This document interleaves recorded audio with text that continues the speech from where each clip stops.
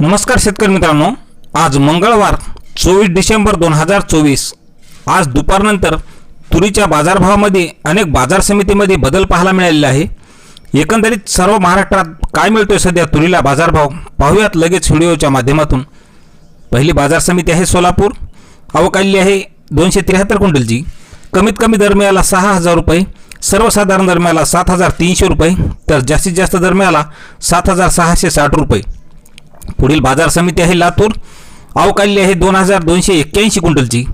कमीत कमी तुरीला दर मिळतोय 6690 रुपये, सर्वसाधारण दर मिळाला 7780 रुपये, तर जास्तीचा दर मिळाला 7900 रुपये।